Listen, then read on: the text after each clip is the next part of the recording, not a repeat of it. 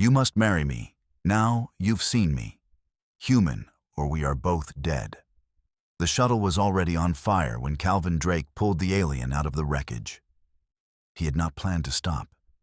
He had a rendezvous at Sector 9, a cargo hold full of medical supplies for the Valorian colony, and exactly 40 minutes before the patrol drones swept this corridor again. Stopping was the worst possible choice. He stopped anyway, because whatever was pinned under the burning hull panel was screaming. River and Calvin Drake had a fundamental design flaw when it came to things that screamed. He burned his right hand getting the panel off. He burned his left getting the creature free. He dragged it 3 meters across scorched metal before the shuttle's secondary fuel cell blew and turned the wreckage into a brief, furious sun behind them. Calvin sat on the cold asteroid floor, breathing hard, hands throbbing, and looked at what he had saved. She was tall. That was the first thing. Nearly 7 feet of silver blue skin, stretched over a frame that was too elegant to be called angular and too precise to be called soft. She had 4 arms, 2 folded tight against her ribs, in what looked like a defensive posture, 2 splayed out on the ground. Her face was humanoid enough to read, which made it worse somehow, because her eyes were open and they were the color of copper left in rain. And they were looking directly at him with an expression he could not name. "But you are a human," she said. Her voice was steady. That surprised him. She was clearly injured, a deep gash across her left shoulder, burns along her lower arms, a bruise blooming dark purple under the skin at her temple. Her voice should not have been steady. "Last time I checked," Calvin said. She sat up, which cost her. He saw it in the way her jaw tightened. She did not make a sound.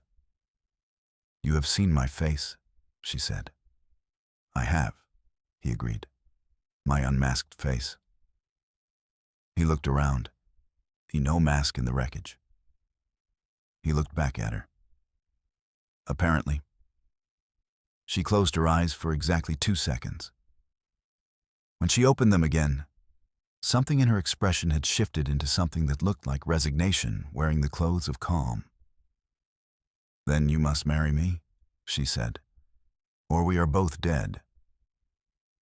Calvin Drake had survived a Cretan boarding party with a fire extinguisher and a bad attitude. He had once negotiated a hostage situation using only a pack of cards and the patience of a man with nothing left to lose. He had, on 3 separate documented occasions, talked his way out of situations that a reasonable person would describe as completely unsurvivable. He had no response to this. "I'm sorry," he said. "Could you run that back?"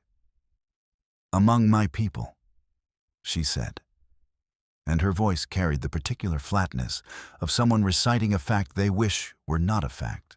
To see a Vailari female without her covering mask is an act of profound intimacy. It is permitted only between bonded pairs.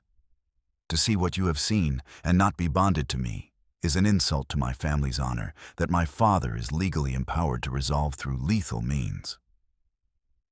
"Lethal means," Calvin repeated. "Directed at you," she said. "And at me, for allowing it." Calvin looked at his burned hands.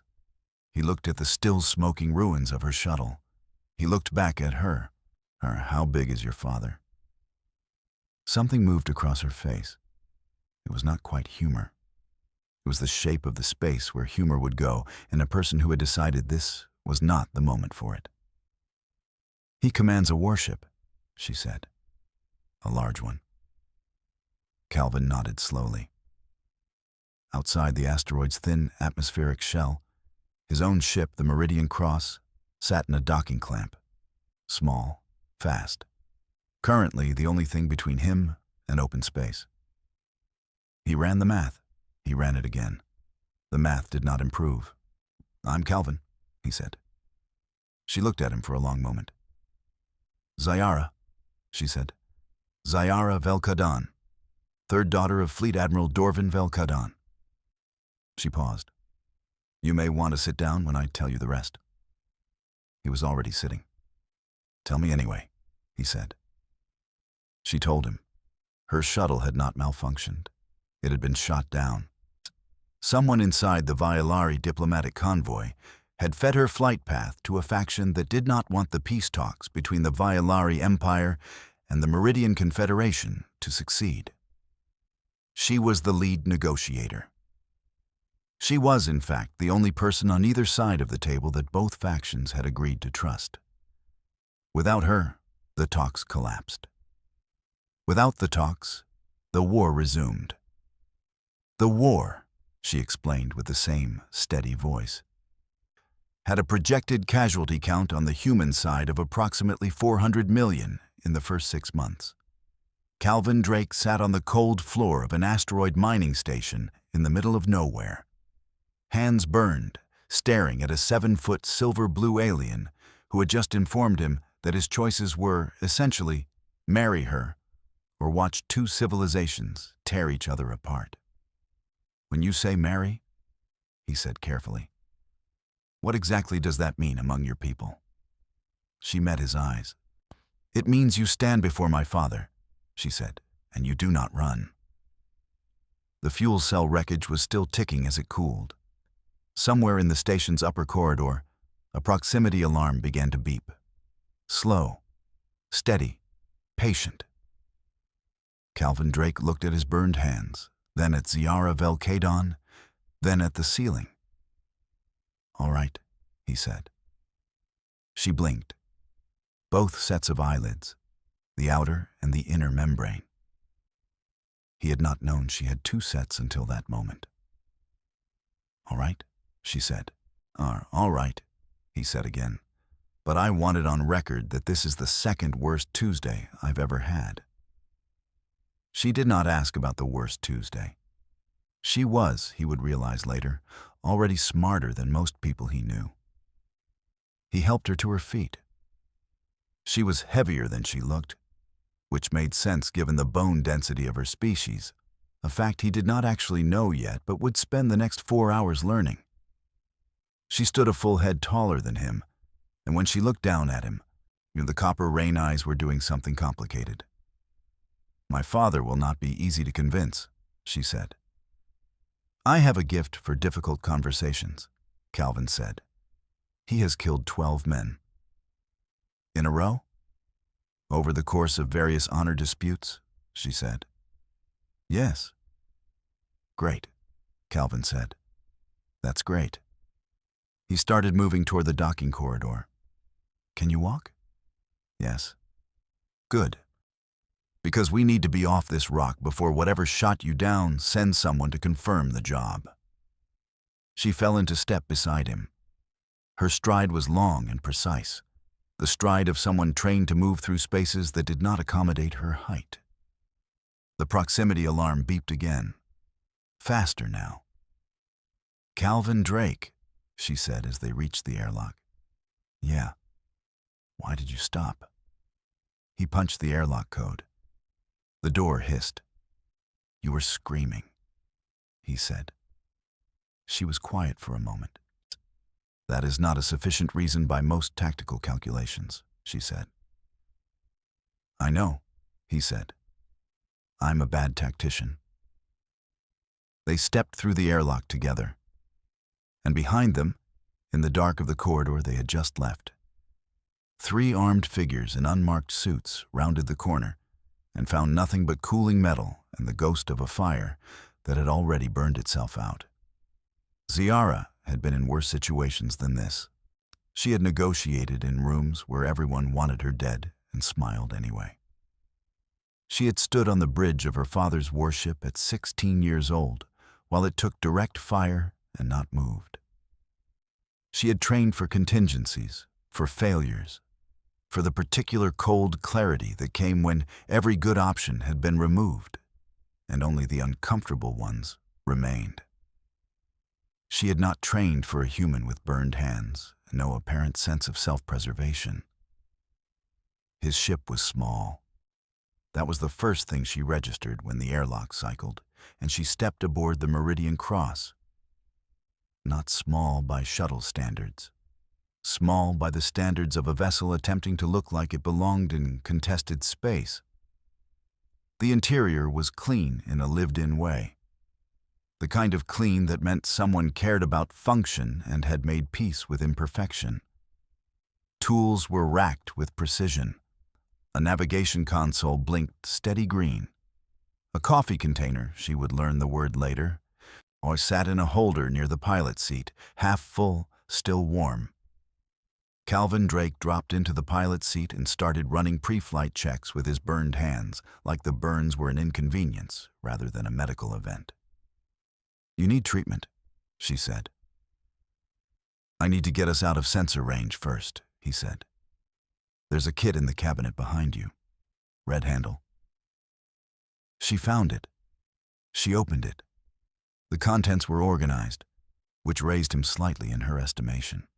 She brought it forward and stood at his shoulder, while the ship disengaged from the docking clamp with a shudder she felt in her knees. "Your people do not typically assist strangers," she said. It was not an accusation. It was an observation she needed to understand. "Some do," he said. He was watching the asteroid station fall behind them on the rear display. 3 blips appeared at the station's edge. Ships, small ones, fast. "Company," Calvin said. He said it the way someone might comment on weather, mildly, without alarm. His hands moved across the controls, and the meridian cross dropped into a lateral burn that pushed Ziara sideways into the bulkhead. She caught herself on 2 of her arms and said nothing. "Sorry," he said, not looking at her. "Grab something." She grabbed the frame of the co-pilot seat with her upper hands and braced with her lower ones. The ship twisted again, a tight corkscrewing arc that no standard navigation algorithm would produce because it was not an algorithm. He was flying by instinct and something else, something that looked like anger expressed through physics. 2 of the blips overshot. 1 held. "Smart," Calvin said to the blip. He cut thrust entirely for 4 seconds. In the silence, Ziara heard her own pulse, and then he fired the maneuvering thrusters in a direction that should not have worked, and the meridian cross slid behind the gravitational shadow of a dense ore deposit drifting in the belt. The blip swept past, held, swept back, stopped, moved on. Calvin exhaled. He pulled up the medical kit from where it had slid against the console, looked at his hands for the first time like they actually belonged to him, and started treating the burns with a methodical calm that Ziara recognized. Largely it was the same calm she used, the kind that was not calm at all, but had learned to wear calm's face because the alternative was not useful. "They will recalibrate and search again," she said. "We've got 20 minutes, he said. "Maybe 30 if they're running stock sensors." He looked up at her. "Sit down. You're bleeding again." She looked at her shoulder. He was correct. The gash had reopened during the chase. She sat in the co-pilot seat, which was sized for a human and therefore too small, and accepted the fact of it without comment. He moved to her without hesitation, assessed the wound with the focused attention of a person who had done field medicine before, and began to work. His hands were careful. That registered. Careful in a specific way, the way of someone who understood that another person's pain was a thing to be minimized and not simply endured. "You are going to need to tell me everything," he said, and he was not looking at her face. He was looking at the wound. Who shot you down? Who knew your flight path? What the faction wants and what they're willing to do to get it? "You are not a diplomat," she said. "No. You are not military." "I was," he said. "I'm not anymore." She filed the shape of that sentence away. 2 words doing the work of an explanation she would not receive yet. Independent contractor, she said. Cargo runner, he said. With military-grade evasion technique and a ship that moves like a fighter. He taped the bandage into place and looked up at her. The copper rain eyes had been watching him the whole time. He did not appear unsettled by this, which was interesting. Most humans were unsettled by direct Vailari eye contact. The second inner eyelid tended to produce that effect. "What were you delivering?" she asked. "Medical supplies," he said. "To the Valorian colony. They are 3 sectors from here." "They are," he said. "They're also in a bad way since the blockade started." He paused. "Which is part of what the peace talks are supposed to fix." She looked at him. He looked back. "You know about the talks," she said. "Ziara," he said, and her name in his mouth sounded nothing like it sounded in hers. Flatter, the vowels compressed, but not unkind.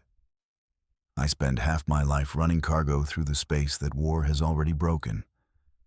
I know about everything that might make it stop." She was quiet for a moment. "The faction that shot me down," she said, "believes the war is profitable. They have contracts, supply chains. They have invested heavily in the continuation of the conflict." She paused. "They knew my flight path because someone in the diplomatic convoy gave it to them. Someone close enough to my father to have access to my private routing. Which means going back to the convoy is not safe," Calvin said. "Which means going back to the convoy is a guarantee of a second attempt," she said. "A more successful one." He stood up and moved back to the pilot's seat. He was quiet for a long time, looking at the navigation display. She watched him think. It was visible on him in a way that Vailari thinking was not. His expressions were not controlled, and they moved across his face like weather. And if she could learn to read them, they would tell her things he did not intend to say. Right now, they told her he was calculating something he did not like. "My father's warship," she said. "The Velkadon. It is currently stationed at the 3rd relay point on the Confederation border. 3 days from here at standard speed." "And your father," Calvin said slowly. "Ike will either kill me or accept me as your bonded partner, based entirely on whether I can convince him I'm worth keeping alive." "In essence," she said. "And if I convince him," he said, "we have a fleet admiral's full resources to find the person who sold your route." "And to get me back to the table," she said, "before the talks officially collapse in 8 days.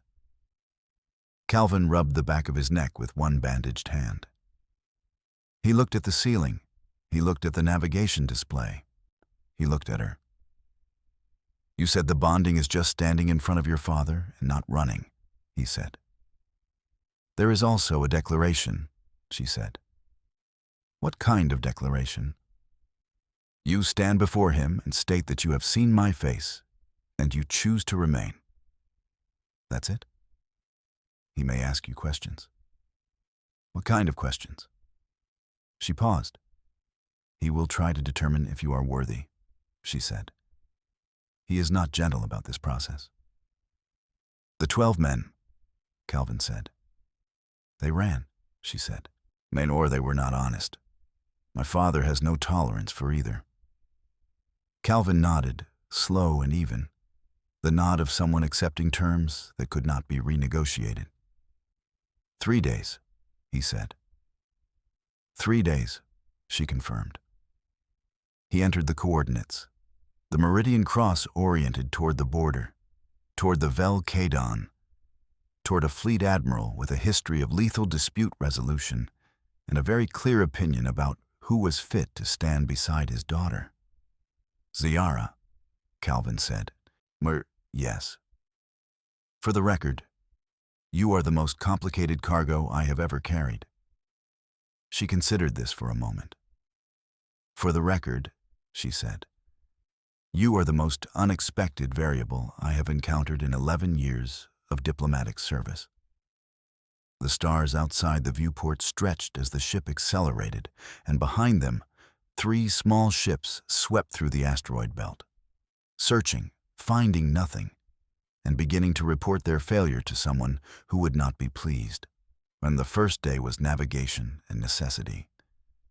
Calvin Drake flew, Zayara healed, and they learned each other the way soldiers learn the person beside them in a trench, not by choice, but by proximity and the shared understanding that information was survival. She learned that he had left the Confederation military 4 years ago under circumstances that were not disgraceful, but were not uncomplicated. She learned this from the way he handled the emergency protocols, and every response automated and precise. The muscle memory of someone trained to spec, and from the single personal item on the navigation console. A small metallic pin in the shape of a winged hull, no longer attached to anything, just sitting there. She did not ask. He did not explain. They both understood that the shape of a silence was sometimes more honest than speech.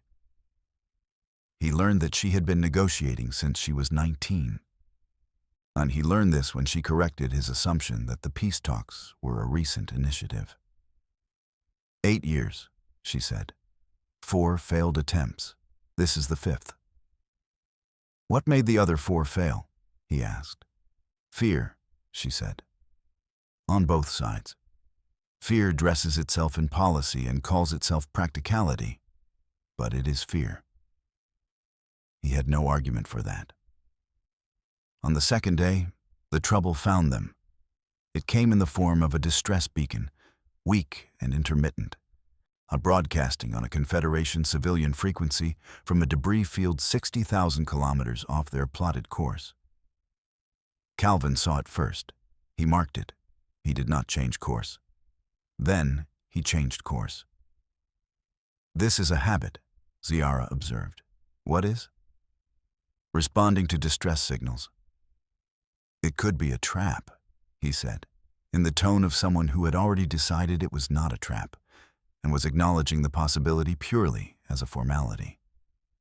It could be, she agreed.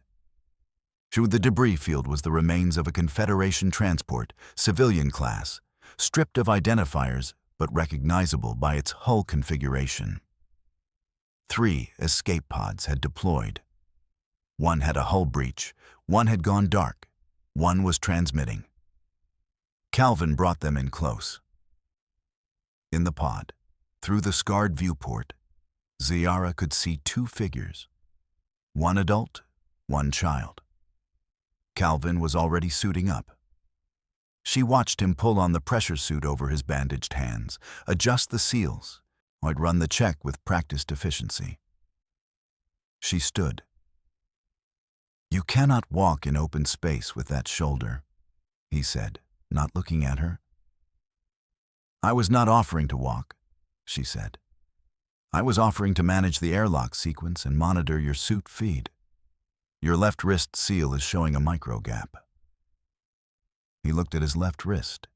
He reseated the seal. Thank you, he said. You are welcome, she said. Go.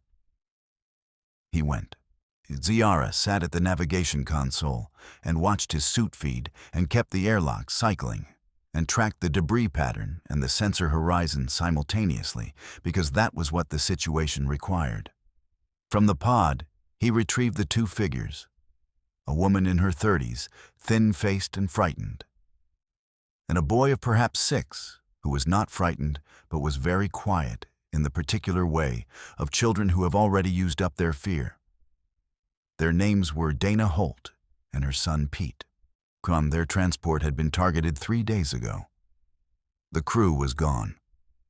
They did not know why they had been targeted.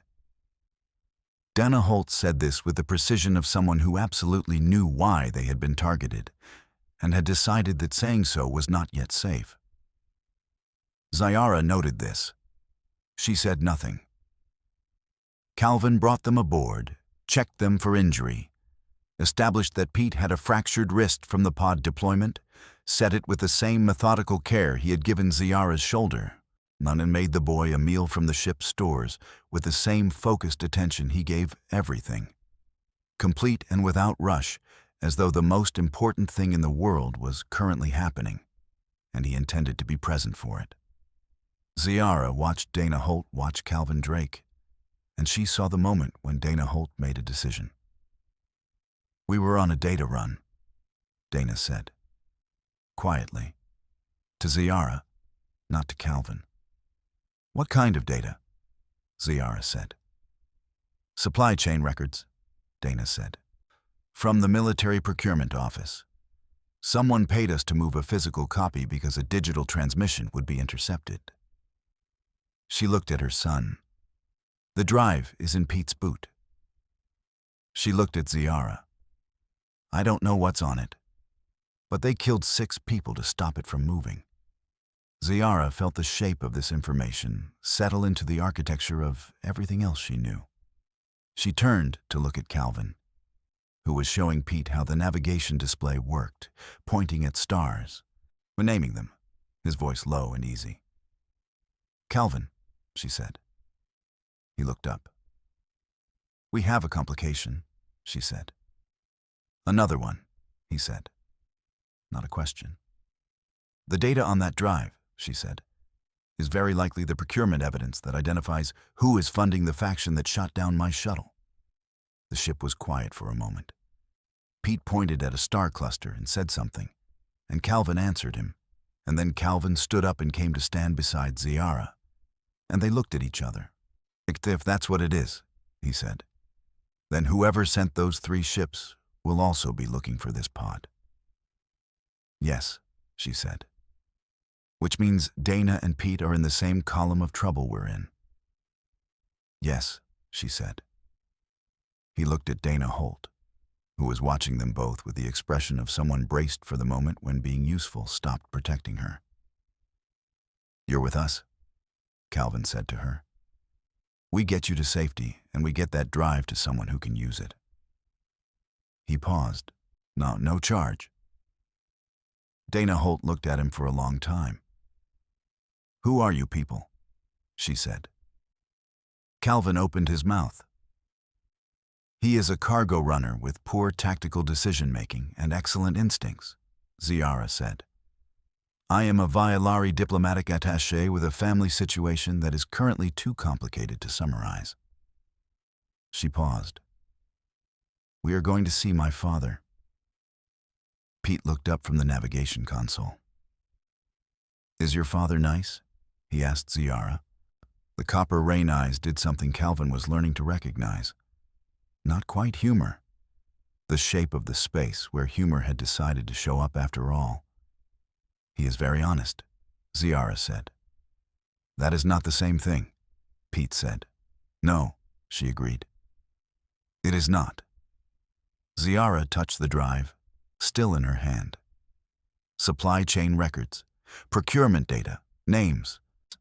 The names of people who had spent 8 years and 4 failed negotiations, making sure that 2 civilizations stayed at war, because peace was less profitable than counting the dead. Outside, the debris field drifted past the viewport. Silent, patient, the kind of evidence that space kept long after the event was over. Calvin set a new course.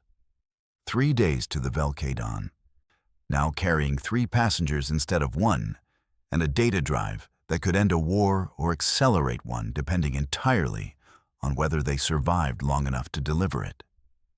The Velcadon was not a ship. It was a declaration. Ziara had grown up on that vessel, had known every corridor of its 4-kilometer length since she was old enough to walk its decks. And even she felt the old weight of it when it appeared on the navigation display. A dark mass against the star field that did not drift, but held position the way mountains hold position, by being precisely and entirely what they are. Calvin Drake said nothing for a long time after it appeared on screen. Then he said, very quietly, "That is a big ship." "Yes," Ziara said. "Your father commands that." "Yes." Another silence. And you grew up on it. In the forward residential section, she said. Level 7. He nodded slowly. She had learned by now that when Calvin Drake nodded slowly, he was processing something he would not say out loud and filing it under accounts that would eventually need to be settled. He had a lot of those accounts. The communication request from the Velcadon came before they were within standard hailing range, which meant her father had been tracking them since they entered the sector, which she had expected. The channel opened, and the face on the screen was not her father's. It was her older sister Vena, Chief Communications Officer of the fleet, and the family member Ziara was, in most circumstances, most pleased to see. Vena looked at Ziara, then at Calvin, then back at Ziara, with an expression that was entirely composed of a single raised inner brow. "You are alive," Vena said. "I am," Ziara said. "Father received the crash report 17 hours ago." The brow did not lower. "He is not in a calm state." "I expected that," Ziara said. "Or there's a human on your ship," Vena said.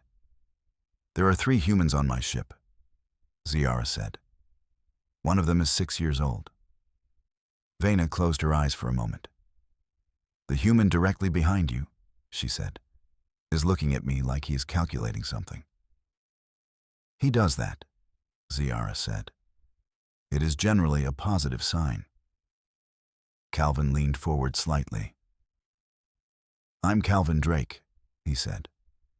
"I pulled your sister out of burning wreckage, drove off 3 pursuit ships, and I have data evidence that identifies who's been funding the anti-peace faction for the past 8 years. I'd like to meet your father." Vena looked at him for a long moment. "You have no idea what you're asking," she said. "I have some idea," he said. "I'd like to do it anyway." Dana Holt, from the seat behind them, said quietly to Pete, "Don't say anything." Pete nodded.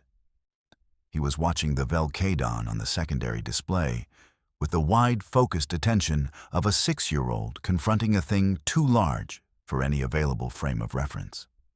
The docking sequence took 20 minutes.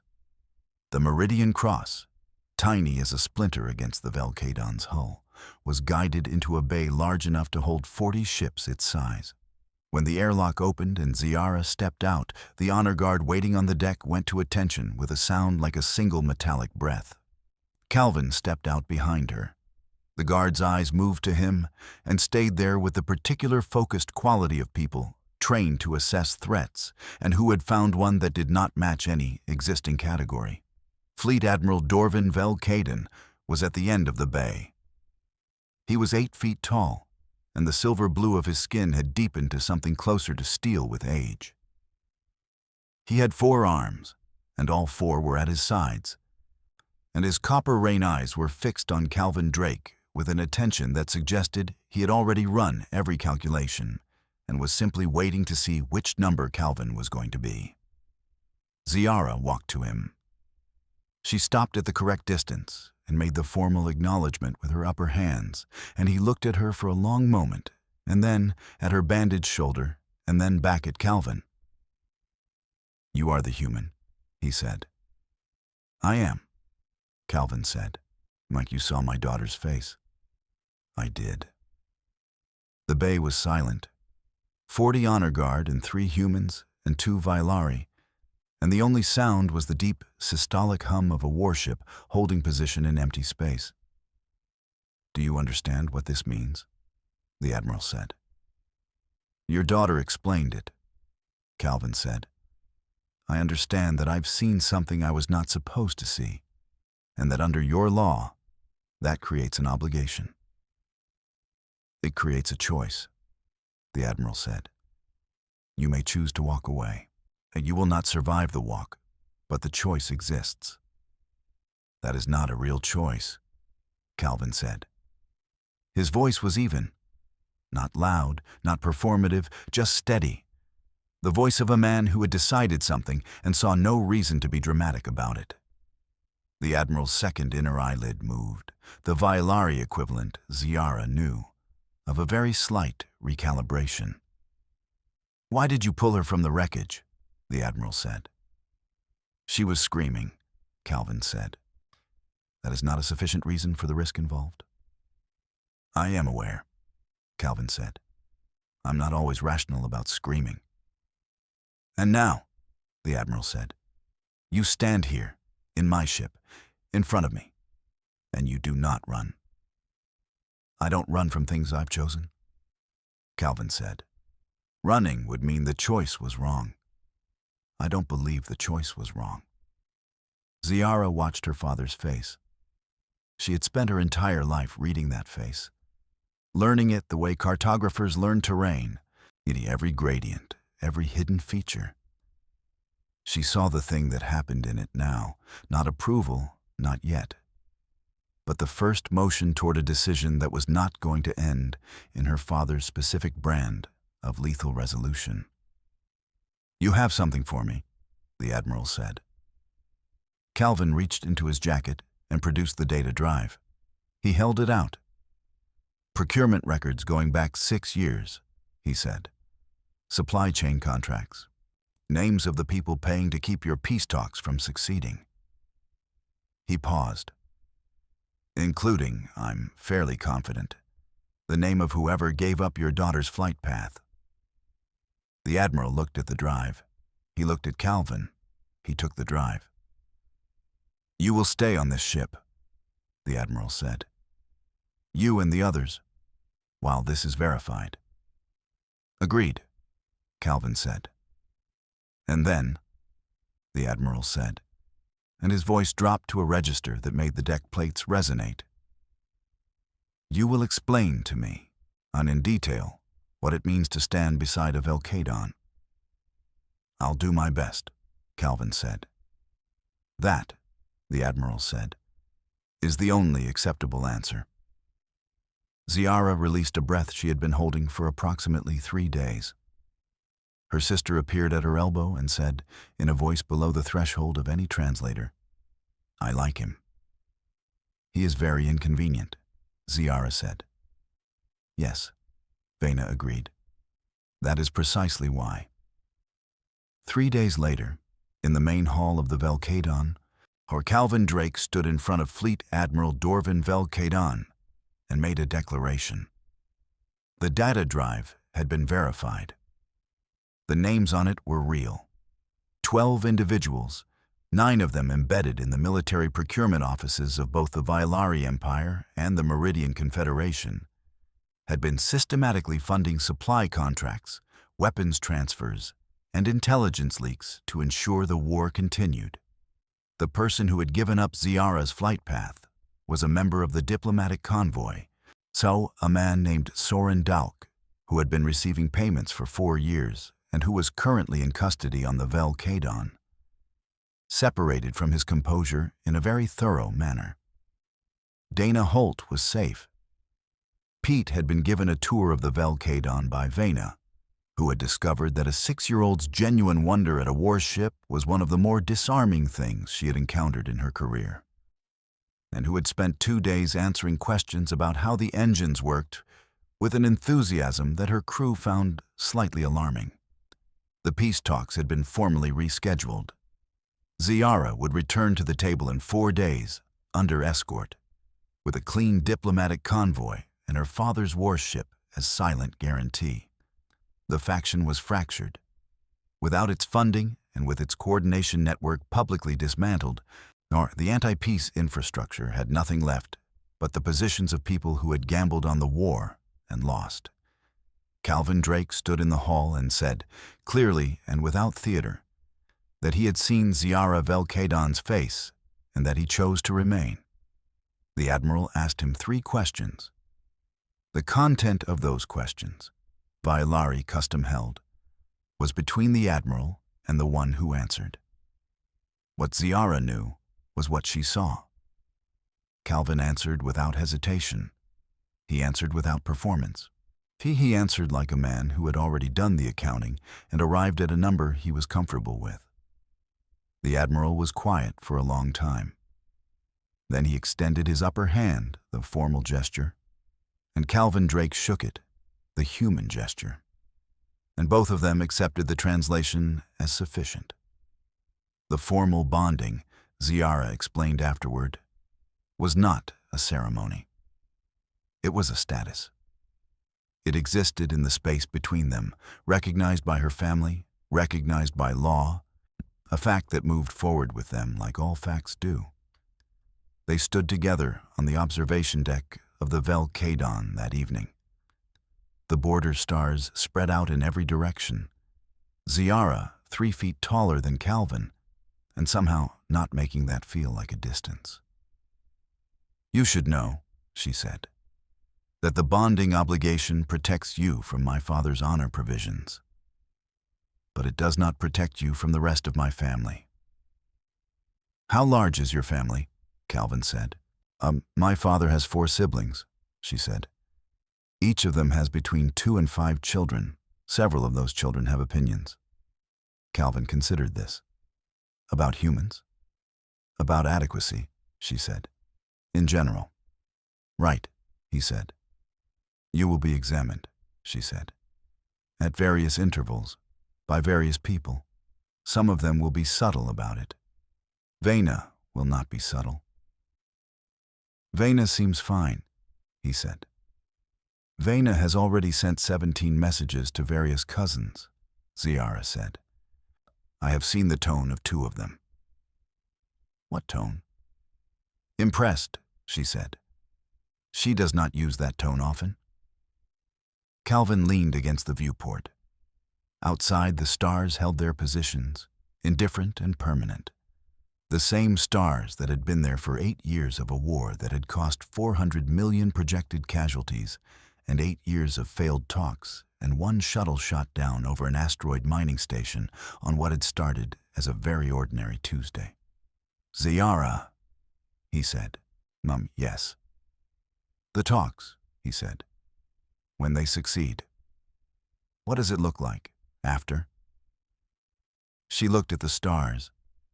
She looked at them for a long time, with the expression of someone who had spent 11 years working towards something and had not allowed themselves to fully imagine the after. Because imagining the after before the before was finished felt like a debt you could not afford to carry. "Trade routes reopen," she said. "The blockade ends. The Valorian colony gets its medical supplies without needing someone to run them through contested space." She paused. Children stop being evacuated. People stop making the calculation of which direction the war is moving and whether to run ahead of it. Another pause.